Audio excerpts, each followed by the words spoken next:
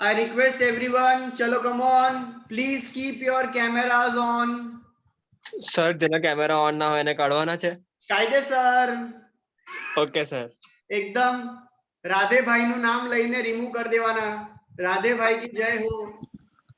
Sir मेरे को camera off रखना पड़ेगा. क्यों? लंच करने बैठी जस्ट अभी ब्रेक हुआ.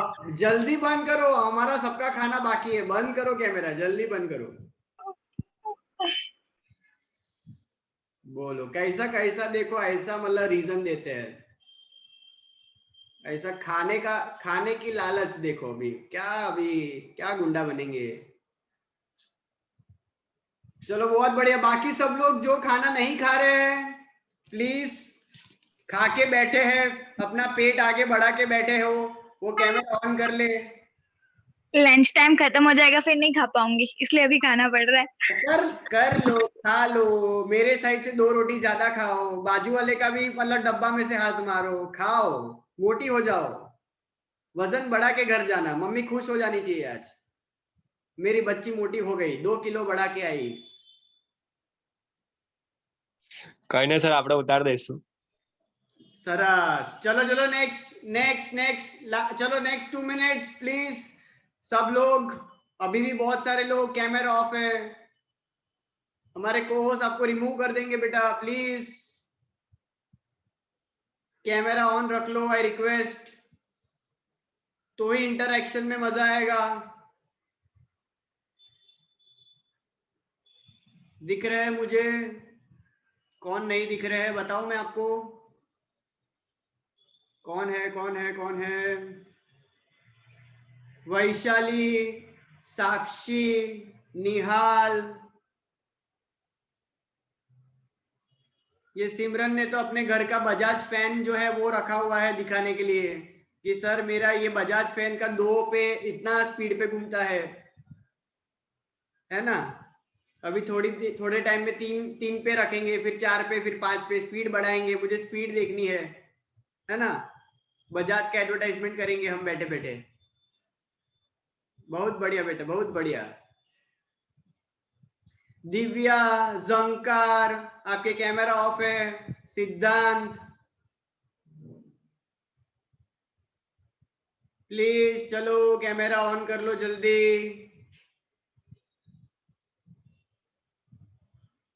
चलो रेडी, ठीक है. यस. तो आपने लेक्चर नंबर 1 यूनिट 4 का वो ये वीक में देखा होगा बराबर. जिन्होंने देखा है उनके लिए है ये, जिन्होंने नहीं देखा हो तो प्लीज आगे आपके पास काफी समय है, आप देख सकते हो. डेटा एडिटिंग के ऊपर था, एडिटिंग बराबर. रोल साउंड, कैमरा, एक्शन बराबर है ना. राइट. तो ये डेटा की एडिटिंग की जरूरत क्यों पड़ती है, डेटा में एडिटिंग की जरूरत क्यों पड़ती है, खास करके हमारे ये मार्केटिंग रिसर्च के सब्जेक्ट में, और वो भी क्वेश्चनर से जुड़ा हुआ मेथड, जहां पे एमसीक्यू वाला जो एग्जाम होता है आपका. और ये एमसीक्यू में तो अभी आप ऑनलाइन जो दे रहे हो वो तो ठीक है, पता है एक होता है ओएमआर शीट वाला एग्जाम. कभी दिया है आपने ये ओएमआर शीट वाला?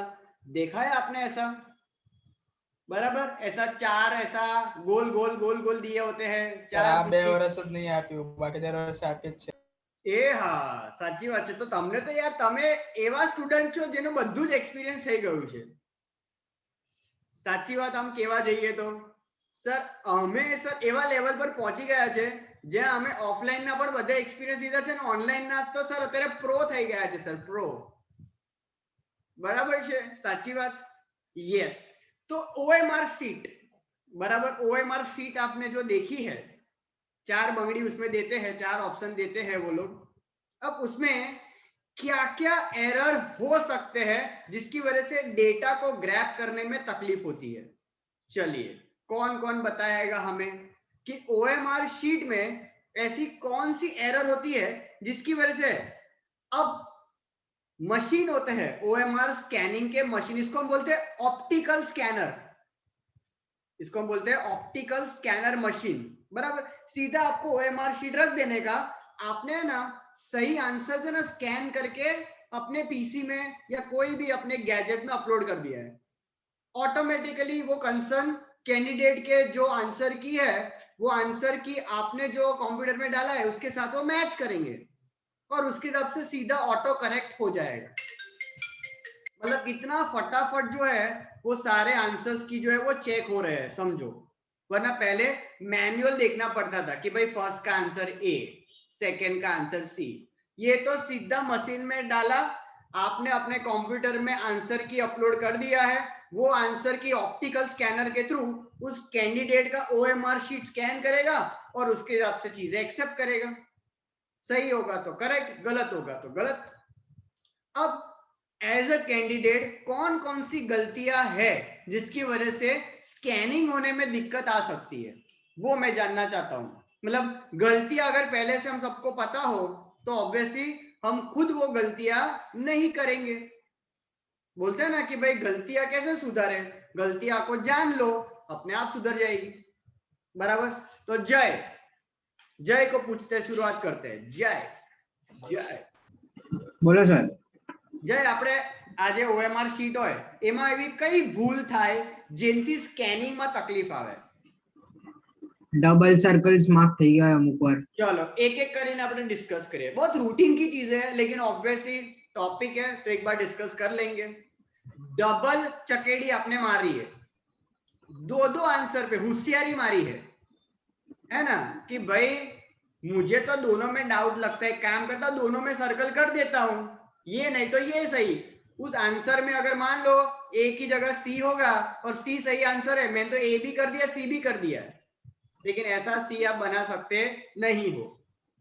बराबर है, आपका वो आंसर जो है वो स्कैन होगा ही नहीं। बराबर है, तो ऐसा डबल मार्किंग या मल्टीपल मार्किंग्स आप कर सकते नहीं हो। ऐसा अगर आप करोगे तो इसको बोलते हैं एरर। बराबर, और ये एरर की वजह से रिसर्चर को ये आपका जो आंसर है वो निकालना पड़ेगा। बराबर है, क्योंकि इसका एनालिसिस ठीक से हो पाएगा नहीं।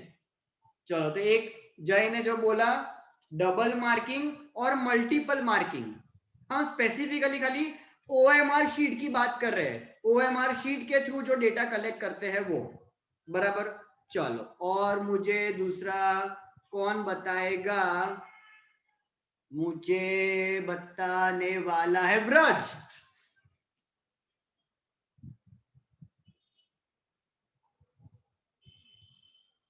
अनम्यूट अनम्यूट अनम्यूट नहीं था वजू।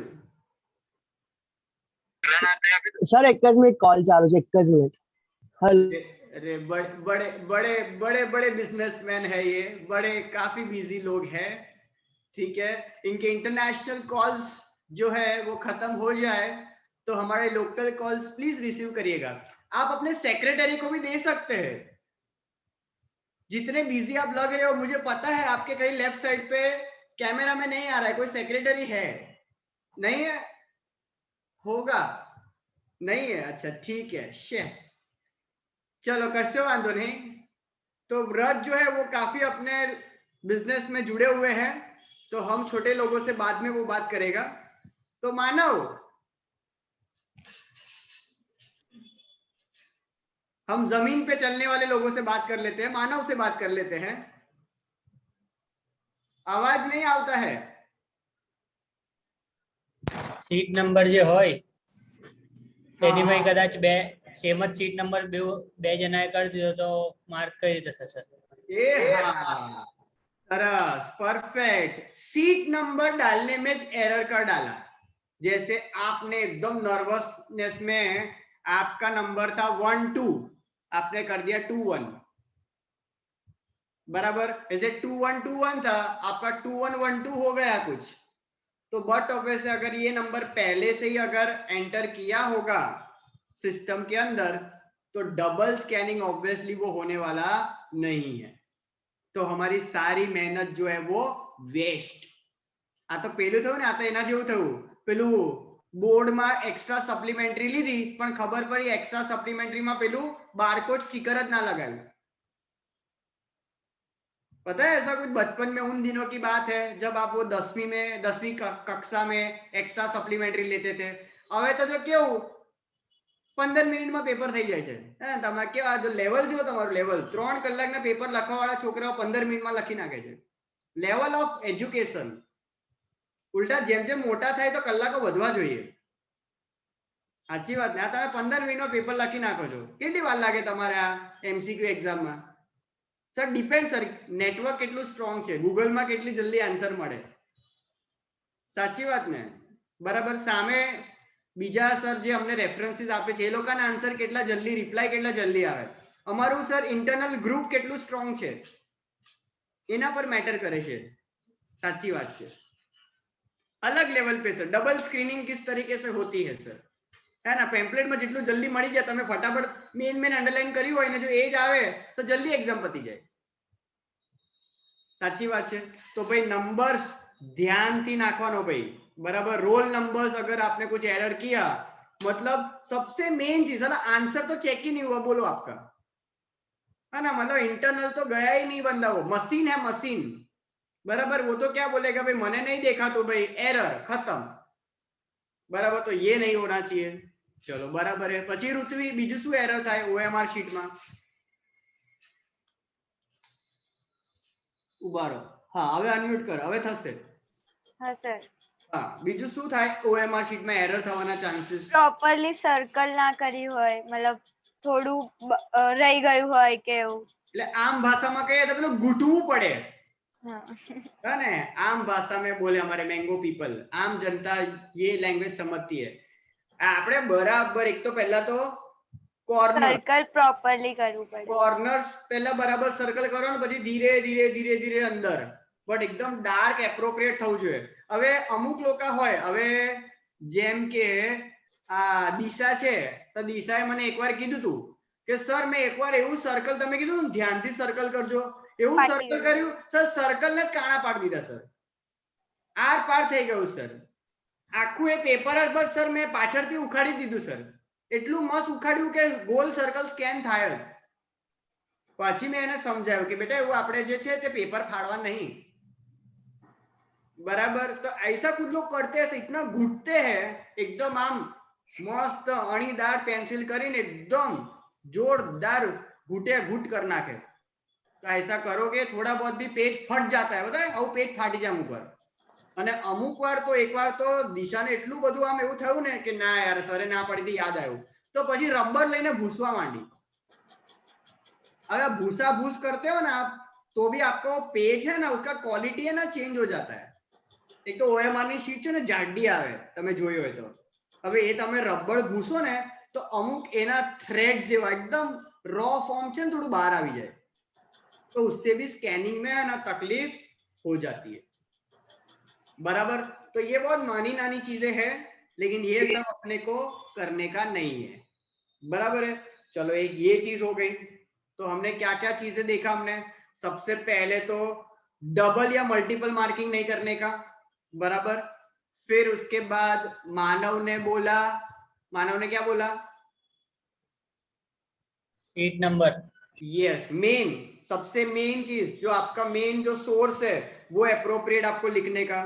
फिर हमने देखा कि वो जो सर्कल ऋत्वी ने जो स्टार्ट किया सर्कल, फिर दिशा ने हमको जो गाइड किया कि सर्कल बराबर करवानो, रब करो तो व्यवस्थित रब करवानो, भूसा भूस करने का नहीं, बराबर है. ठीक है, ये कर सकते हैं हम. फिर और હજી એક બીજું છે, हाँ बोलो बोलो. પેપર સેટ હોય તો પેપર સેટ કઈ બીજું નાખી દીધું તો પતી ગયું. એની બદલે બી કરી દીધું સર્કલ પેપર સેટ હોય તો. અચ્છા, પણ એ કેન્ડિડેટ ના પોઈન્ટ ઓફ વ્યૂ થી આવે એવું કે એટલું બધું ના ચાલે. આન્સર કી વાળો જે હોય, જે આન્સર કી ચેક કરતો હોય એને ભૂલથી એવું કર્યું, બરાબર છે. ऐसी पॉसिबिलिटी है. हाँ जीत ने સર ઘણી વખત છે ને ક્વેશ્ચન ના સિક્વન્સ વાઇઝ માં પણ આન્સરમાં એટલે સપોઝ 1 હોય કે 2 હોય તો કોક વખત 1 નો આન્સર 2 માં માર્ક કરી દે તો આના લીધે ડેટા भी મેનિપ્યુલેટ થઈ શકે. यस, ये इसलिए कुछ लोग की पता है आदत थी शायद, जब आपने ये एग्जाम दियो तो याद होगा हम स्केल લઈને બેસે આપણે पता है, ऐसा स्केल रखते हैं कि भाई 1 तो 1, भाई 2 तो પછી हम धीरे धीरे नीचे લઈ જઈએ સ્કેલ, क्योंकि बहुत होशियारी मारने जाओगे तो मन तो બધું દેખાય જ છે, મારતા 4 આંખો છે, ચશ્મા છે, પણ એ હોશિયારીમાં જો અગર 1 2 નીચે જતા રહ્યા, છેલ્લે ક્વેશ્ચન પેપરમાં જો 30 પહોંચી ગયા અને ત્યાં તો 29 પર જ આવે, એટલે એક રહી કઈ થી ગયું, કા તો 30 क्वेश्चन देखा लेकिन मार्क ऑलरेडी 30 हो गया है, પછી થપ્પો થઈ જાય તમારો, फिर आपको ऐसा ही बोलने का आई क्विट, मैं नहीं रहूंगा, फिर तो ऐसी हालत हो जाती है, बराबर है। तो ऑब्वियसली ये भी एक बहुत बड़ा एरर है जो कि पॉसिबल हो सकता है। ये सारी एरर मतलब क्या करने का पता है, हम एज अ कैंडिडेट पहले एरर को समझ रहे हैं, क्यों, ताकि हम जब रिसर्चर बने, मार्केटिंग रिसर्च, मतलब हम जब ये एक्टिविटी करवाए ना, तो पहले से क्या करने का, पहले से अनाउंस कर देने का, लोगों को समझा देने का, એટલે આપણે નહીં ખબર છે આવું OMR શીટમાં છે ને પહેલા આવે ઇન્સ્ટ્રક્શન્સ, बराबर। अब मुझे पता होगा कि क्या क्या गलतियां कर सकते हैं तो मैं वो इंस्ट्रक्शंस लिख पाऊंगा ना, એટલે પહેલા આપણે છે ને બધી ભૂલો આપણે જોઈએ છે અને પછી એ ભૂલોના રિલેટેડ ગાઈડલાઇન્સ આપી દેવાની કે ભાઈ write your seat number properly, don't make double marking, multiple markings, please mark appropriate, પછી સર્કલ કરીને બતાવવાનું એક सिंबॉलिक फॉर्म में कि आउ सर्कल જોઈએ, आउ सर्कल ना જોઈએ, ऐसा थोड़ा डायग्रामेटिक फॉर्म में आपको बताने का, मतलब बंदा जो है नहीं बोलते पहले ऐसा बोर्ड में था कि इंस्ट्रक्शंस पहला वांची लो પછી તમારા આન્સર લખવાના ચાલુ કરજો, बराबर है। तो एक वो इंस्ट्रक्शन, एक एप्रोप्रिएट गाइडलाइंस, ये जरूरी है, बराबर। फिर एक और चीज यहाँ पे जो मटेरियल में उन्होंने लिखी है, जो वीडियो में भी मैंने आपको समझाया, वो है बहुत सारों को है ना आदत होती है, वो है ब्लैंक आंसर छोड़ने की, वो है आंसर जो है वो क्या कर देते हैं, ब्लैंक छोड़ देते हैं। और कभी कभी कुछ लोग ब्लैंक क्यों छोड़ते हैं, ताकि क्योंकि वो एक तो एस्ट्रिक नहीं है, कंपलसरी नहीं है। अब 10 क्वेश्चन है, आपने 8 भर के सबमिट कर दिया, बराबर है, लेकिन बाकी 2 क्वेश्चन क्या हो गए, ब्लैंक हो गए। अब इसमें लेकिन फिर क्या होता है पता है, अब इसमें वो जो रिसर्चर है ना, उसको कितनी बार क्या प्रॉब्लम होता है, क्योंकि वो मान लो क्वेश्चन नंबर 8 और 9 है जो मेजोरिटी ने छोड़ दिया है, 8 और 9 है जो मेजोरिटी ने छोड़ दिया है, मान लो 50 में से खाली 10 लोगों ने ही आंसर दिया है उसका, बराबर। अब वो 10 लोगों का एवरेज, बराबर, 10 लोगों ने जो आंसर दिया उसके एवरेज के बेस पे कंक्लूजन ड्रॉ करने का, और बाकी के जो 8 है वो तो सबके सब ने भरा है, तो 50 का एवरेज है, और ये 2 क्वेश्चन में 10 का एवरेज है, समझ में आ रहा है। तो शायद आप एक एप्रोप्रिएट डिसीजन पे नहीं पहुंच पाओगे, क्योंकि आप भी यही चाहते हो कि हर सवाल का जवाब हर इंसान भरे, मतलब एटलीस्ट जो मैंने 50 सैंपल जो सिलेक्ट किए 5000 में से, अब वो 50 में से भी खाली 10 ही भरेंगे, तो ऑब्वियसली इवैल्यूएट मैं कैसे करूंगा, मतलब मेरे सैंपल ही अगर मेरे को आंसर नहीं देंगे, मतलब सैंपल का भी सैंपल हो गया, तो वो तो नहीं चलेगा ना। ऑलरेडी 5000 का 50 किया, वो 50 में से भी 10 होगा, तो that is not an appropriate numbers, बराबर। बोलते हैं ना कि आटलू तो જોઈએ જ भाई, फिर वो 10 के बेस पे आप डिसीजन नहीं ले सकते हो, आ रहा है समझ में। तो ये सब एनालिसिस ऑब्वियसली करना बहुत ज्यादा जरूरी है। अब जैसे कि आप सबने सुना होगा अभी रिसेंटली हमारे एलन मस्क, सुना ना नाम, बराबर, एलन मस्क, टेस्ला, और जो मतलब ब्रैकेट में लिखा है बिटकॉइन का राजा, है ना, बिटकॉइन का राजा। पता चला आपको ऐसा, रिसेंटली उन्होंने अपना नाम बदल दिया है, एलन मस्क ने, पता चला क्या, नाम बदल के कर दिया है हर्षद मेहता रिटर्न्स, नाम बदल के कर दिया है हर्षद मेहता रिटर्न्स। हाथ से खबर पड़ी तमने, वो कर नाख्યું લોકોનું, એટલે વ્રત તને નહીં ખબર, એટલે આ જો આ ડોલર માં રમવા વાળા લોકોને નહીં ખબર, બોલો। ના સર નહીં ખબર, હજી ન્યૂઝ નથી આયા એટલે એટલે બહુ વાયરલ થઈ ગયું છે, લોકોને પૈસા ડૂબી ગયા જબરદસ્ત। એન્વાયરમેન્ટલ ઇશ્યુઝ ના લીધે બિટકોઇન માઇનિંગ બંધ કરી દીધું સર એ લોકોએ ટેસ્લા વાળા। જો કેવી રીતે સ્કેમ કર્યું સાંભળજો, જબરદસ્ત છે આ બધી વસ્તુ यार, जोरदार, આ બધું આપણા રિસર્ચ માં જ આવે यार। क्या हुआ, આ માનવ તું બી સાંભળજે, આ માનવ બી બહુ પૈસા લગાવે છે બધા, સાંભળજે બરાબર.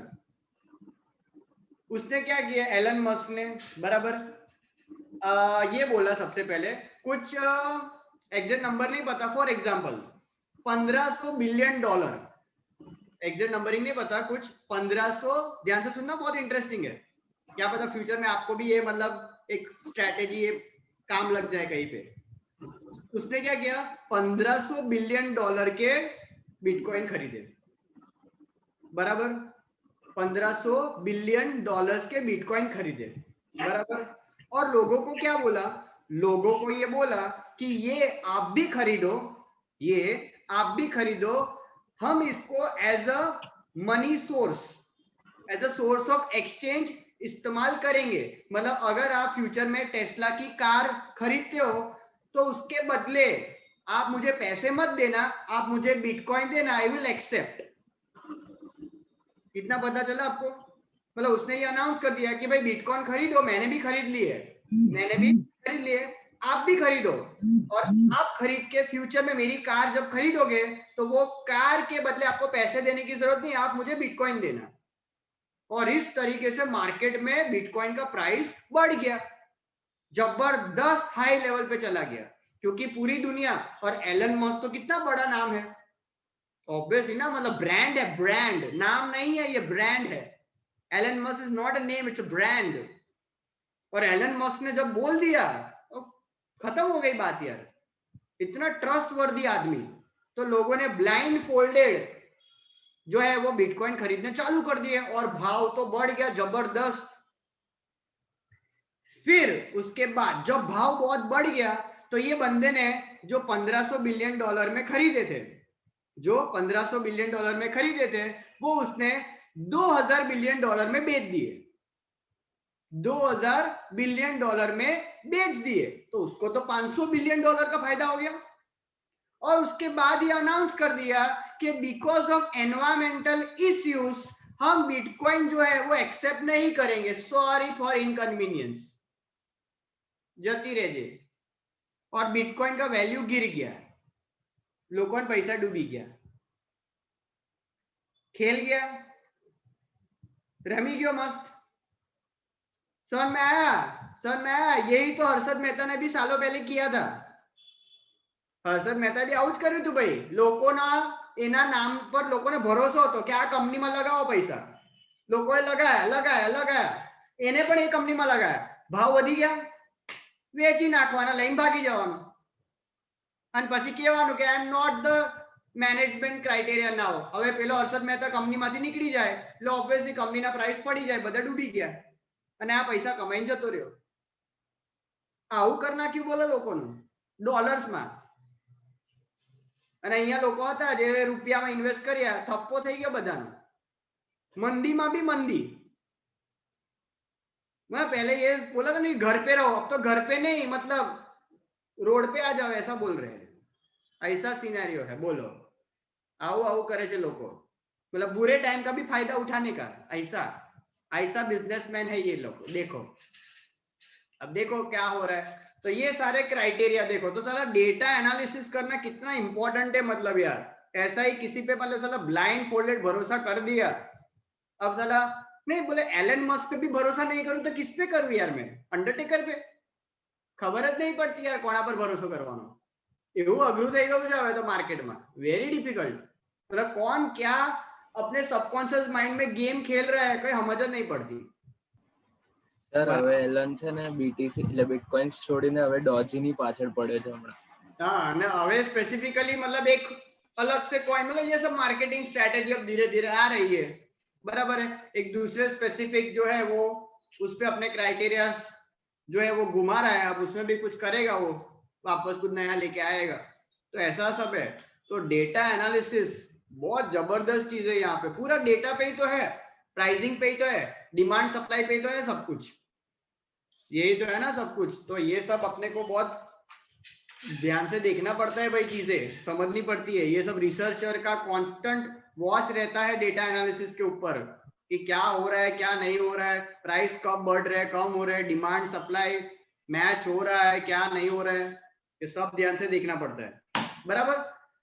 तो ये है अपना एक चीज, वो है डेटा एडिटिंग, सिंपल चीज, बराबर, कि जो जो रिक्वायरमेंट हो वो ही अपने एक्सेप्ट करे, बाकी जो जो एरर वाली चीजें हैं, डबल हो गया मार्किंग, ब्लैंक हो गया, ठीक से मार्क नहीं किया, ये सारी चीजों को हटाओ और जितना डेटा है उसी पे क्या करो भाई, एनालाइज। बराबर है, ठीक है, डन। तो ये हमने जो है वो वीडियो लेक्चर में शेयर किया है। आगे के जो लेक्चर्स में अब आप जो देखने वाले हो, जो आई गेस आज वेडनेसडे हुआ, मतलब कल आपको एक लेक्चर मिलेगा, बराबर है, तो उसमें है ना टॉपिक है कोडिंग का।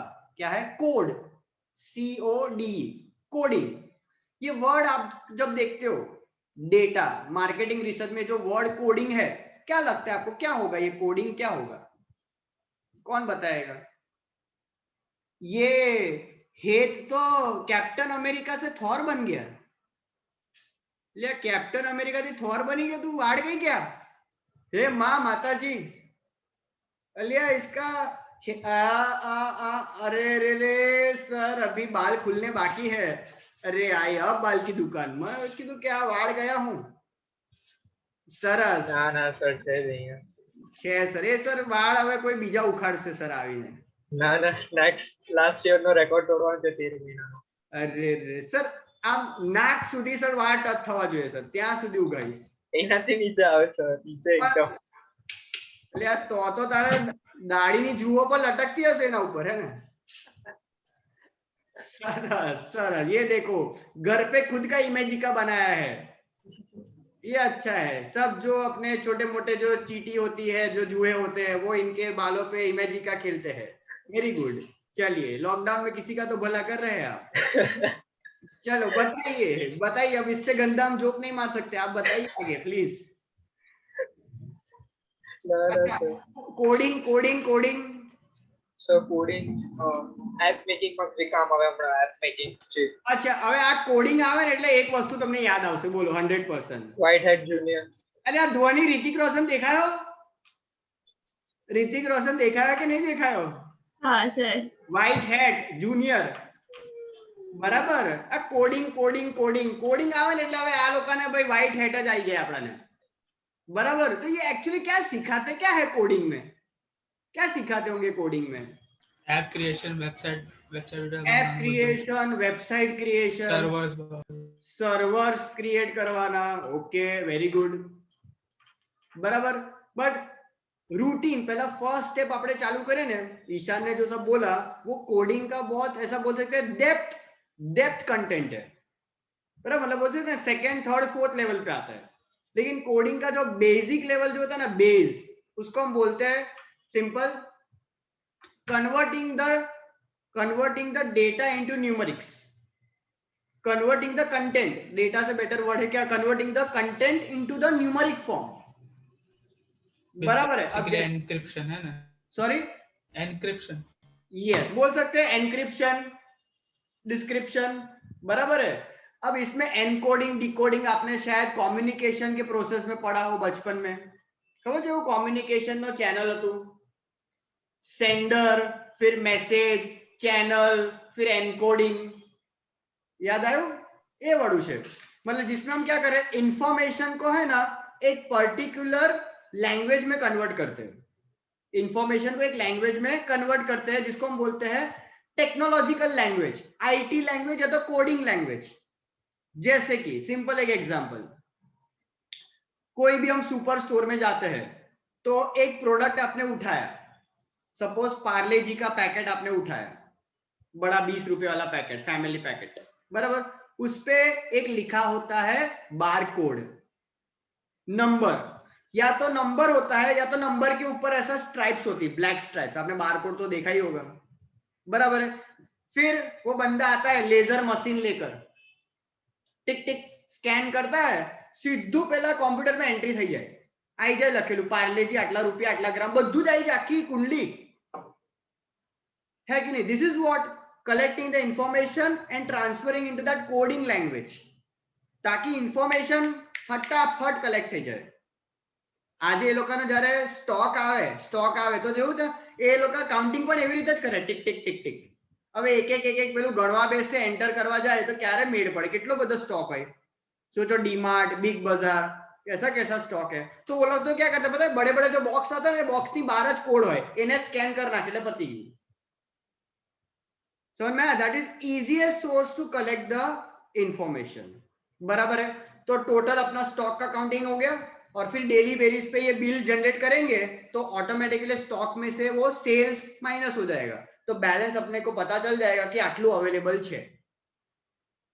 बराबर. तो ये कोडिंग जो है, जो बेसिक से बात करें, तो इसको अपने क्या करना है भाई, convert into that technological language, ताकि इंफॉर्मेशन जो है वो फास्ट तरीके से कलेक्ट जो है वो हो जाए. बराबर. जैसे वो मैंने बोला अपने जो बोर्ड में अपने जो बारकोड स्टिकर लगाते थे तो पहला लोग ત્યાંથી જ સ્કેન કરે એટલે સ્ટુડન્ટ ની બધી ઇન્ફોર્મેશન जनरेट થઈ જાય. बराबर. फिर आपको पता होगा ऑप्टिकल स्कैनिंग में और भी होता है, जैसे कि ये ऑफिस में कॉर्पोरेट्स में होते हैं नहीं, પેલું કાર્ડ સિસ્ટમ હોય છે, સ્વાઇપ કાર્ડ સિસ્ટમ.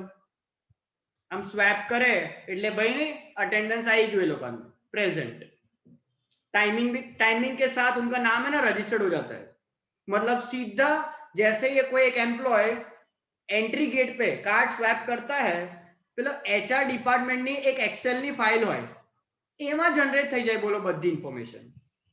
मतलब round the month, at the end of the month उनको जब देखना हो कि कौन बंदा है जिसका भाई सैलरी कट करने का है, तो ऑटोमेटिकली सिस्टम ही कैलकुलेट करके दे देगा कि ये बंदा जो है, जैसे नहीं अगर आप टाइम पे नहीं आते तो हाफ डे, आपका हाफ डे गिनाया जाएगा.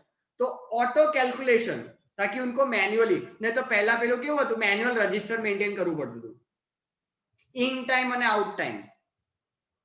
बराबर. और फिर मतलब मंथ एंड में देखने बैठने का कि भैया 9 ની જગ્યા 9:15 आया છે. और मैनुअल में तो कैसा है, अब 9 की जगह 9:15 खुद ही 9:15 थोड़ी लिखेंगे, अपने तो 9 बजे लिखेंगे, है ना. इतना तो हमें एथिकल है नहीं. या तो अपना जो एंट्री करता है वो अपना दोस्त बन जाएगा, लेकिन ये तो मशीन है. अब मशीन तो कोई मतलब झूठ चलेगा ही नहीं, इसमें तो फुल ट्रांसपेरेंसी है. तो ये सारे कोडिंग के कुछ सिस्टम्स है जो ऑब्वियसली हमें स्टडी कर रहे हैं, ताकि इजीली टेक्नोलॉजी के थ्रू, मैकेनिकल मशीन्स के थ्रू इंफॉर्मेशन जो है वो फटाफट जो है वो रिकॉर्ड हो जाए. बराबर है. इसमें क्या क्या चीजें आती है देखो बताऊं मैं आपको, जैसे कि की पंचिंग. अब की पंचिंग जो मैंने अभी आपको समझाया, कार्ड स्वैप, या तो पता है थंब स्कैनर भी आता है, आपने देखा होगा थंब स्कैनिंग, शायद देखा हो बहुत सारी जगह पे. बराबर. बहुत कम जगह पे इंडिया में, लेकिन रेटिना स्कैनिंग भी होता है. रेटिना स्कैनिंग सिस्टम भी होता है. सर चश्मा वाला નું કરવાનું, ચશ્મા કાઢીને. बराबर है सर. रेटिना स्कैनिंग सिस्टम भी आता है, ऑटो स्कैनिंग हो जाएगा. अच्छा, अपने होता ही है ना मोबाइल में लॉक सिस्टम, है ना, थंब स्कैनिंग, रेटिना स्कैनिंग, तो वो भी एक इसी का पार्ट है, राइट. फिर इसके अलावा आप देखोगे तो ऑप्टिकल स्कैनिंग एक टॉपिक हम देखेंगे. ऑप्टिकल स्कैनिंग, इसमें क्या होता है पता है, તમે જોયું હશે ડીમાર્ટ માં મશીન્સ હોય, એનાથી છે ને લેઝર લાઇટ આવે, રેડ કલરની લાઇટ જોઈ જેવું लाइट हम स्कैन था. कुछ क्या होता है पता है, डायरेक्ट आप उस पे करोगे टिक टिक हो जाएगा. लेकिन कुछ जगह पता है ऐसा, वो टेबल जहाँ पे उनका जो बिलिंग डेस्क होता है ना, ત્યાં કાચના ટેબલની અંદર એક મશીન મૂકી હોય જ્યાં રેડ लाइट ब्लिंक થતી હોય. देखा है कभी आपने बिलिंग काउंटर पे, सर रेड लाइट ब्लिंक होती है, उस पे वो लोग क्या करते, एक प्रोडक्ट है ना, उसके ऊपर बारकोड देखते, कई છે बारकोड, तो શોધે પહેલા, પછી એ બારકોડ એની સામે લઈ જાય એટલે પછી અવાજ આવે tick tick. That is a scanner device. मतलब एक रेड लाइट है, लेजर लाइट, जो उस बारकोड को स्कैन करती है और सीधा फिर अपना कंप्यूटर में एंट्री जनरेट. बराबर है. तो ऐसे हमें जो है वो अलग अलग कोडिंग के, इसको हम बोल सकते हैं डेटा ट्रांसक्रिप्शन. डेटा ट्रांसक्रिप्शन मतलब क्या, डेटा ट्रांसफरिंग. अगर डेटा ट्रांसफर करना तो इज इजी टू डू. હવે જેમ કે ફોર એક્ઝામ્પલ તમને યાદ આવ્યું, જો હજુ એક વસ્તુ ક્લિક થઈ कि मैं लैपटॉप पे बैठा हूं, अब मोबाइल है, लेकिन मोबाइल का कुछ भी अभी जो मैसेजेस व्हाट्सएप पे आ रहे हैं, तो बार बार मेरे को 2 डिवाइस ऑपरेट करने का. उससे अच्छा नहीं होता है कि भाई हम लोग व्हाट्सएप जो है वो अपने लैपटॉप में ही एक्टिवेट कर दे. और उसके लिए आपको पता ही है, आता है एक QR कोड स्कैनर, बराबर है, वो आप अपने जो है वो मोबाइल से आप एक बार स्कैन कर दोगे तो आपका पूरा व्हाट्सएप जो है वो आपके लैपटॉप पे एक्सेस हो जाता है और वहीं से आप मल्टीपल चीजें जो है वो ऑपरेट कर सकते हो, है कि नहीं। तो इस तरीके से मतलब ये अब लोगों ने एक जरिया ढूंढा है कि भाई आप बैठे बैठे जो है वो एक ही गैजेट पे मल्टीपल टास्किंग कर सको with the help of this scanner devices. बराबर, जैसे कि अभी ऑब्वियसली अपने पेमेंट का सोर्स क्यूआर कोड स्कैनर, बराबर, अब वही हो रहा है पेमेंट का सोर्स, आपको भेज देते हैं क्यूआर कोड, स्कैन करके पेमेंट कर दो, हम जाते हैं पेटीएम, गूगल पे, एक्सेट्रा एक्सेट्रा, यूपीआई के सोर्स, स्कैन करके पेमेंट, तो डेटा सीधा कैसा ट्रांसफर हो जाता है, अपने को भी मैसेज आ जाता है, उनको भी मैसेज आ जाता है, और वो कंपनी जो है उनको भी एक मैसेज पहुंच जाता है। क्या जबरदस्त मैकेनिज्म जो है वो बनाया गया है। तो यही सारी चीजों पे अपने को काम करने का है। ये सब है कोडिंग बोल दो, डेटा एडिटिंग बोल दो, डेटा ट्रांसक्रिप्शन मतलब डेटा को ट्रांसफर करना from one place to another. तो ये सारी चीजें हैं जो ऑब्वियसली आपको मदद जो है वो करेगी, वरना पहले क्या होता था, मैनुअल, हर चीज मैनुअल, तो बहुत ज्यादा टाइम लग जाता था। बड़े बड़े डिपार्टमेंटल स्टोर में ना एक एक करके टिक मारते थे कि भाई 500 क्वांटिटी, रुको, एक एक करके टिक मारते, ऑडिट करते थे, तो उल्टा टिक मारने का। लेकिन अब ऐसी डिवाइसेस अपने पास आ गई है कि फटाफट स्कैनिंग हो जाएगा और अपने को रिकॉर्ड इजीली जो है वो अवेलेबल हो जाएंगे, बराबर। तो ये सारी चीजें हैं जो आप नेक्स्ट अभी ये लेक्चर में देखोगे, बराबर है। तो आई गेस आपको आइडिया आ गया है, नेक्स्ट लेक्चर में जो देखने वाले हो वो मैंने आपको एक बार एक ओवरव्यू दे दिया, बराबर है, फाइन। बोलो, यूनिट 3 में कुछ आपने जो लेक्चर देखा उसमें कुछ आपके थॉट्स, कुछ क्वेरी, कुछ डाउट, या जनरल लेवल पे कुछ आपको अगर पूछना है, ऑल ओके, बराबर है, कुछ नहीं है, रूटीन ही है। यूनिट 4, अरे यूनिट 3 याद है आपको क्या है? यूनिट 3 के 2 ही लेक्चर थे और यूनिट 4 का लेक्चर 1 चालू हुआ। यूनिट 3 याद है ना, पहले सैंपल, पॉपुलेशन, सेंसस, फिर याद आया वो आपको probability method, non probability method, याद है, convenience sampling, judgemental sampling, snowball sampling, बराबर। फिर लास्ट टाइम हमने देखा था सिस्टमैटिक सैम्पलिंग, फिर method capital N upon small N, बराबर। फिर स्ट्रेटिफाइड एंड क्लस्टर, उसमें था पहले होमोजीनियस फिर हेट्रोजीनियस, यहाँ पे हेट्रोजीनियस फिर होमोजीनियस, बराबर है, ठीक है, डन। और फिर उसमें आगे फिर मैंने वीडियो लेक्चर में उसके डिफरेंसेस कुछ बताए, प्रोबेबिलिटी, नॉन प्रोबेबिलिटी के डिफरेंस, स्ट्रेटिफाइड क्लस्टर के डिफरेंस, बराबर है। तो आप ये सब गो थ्रू करो, राइट। नेक्स्ट टाइम यूनिट 4 अपने और आगे डिस्कस करेंगे, और डाउट डिफिकल्टी अगर किसी को है तो वो अपने डिस्कस करेंगे, ठीक है, डन। चलो, तो we end, bye everyone, take care, bye sir. Bye Bye. Sir. Bye.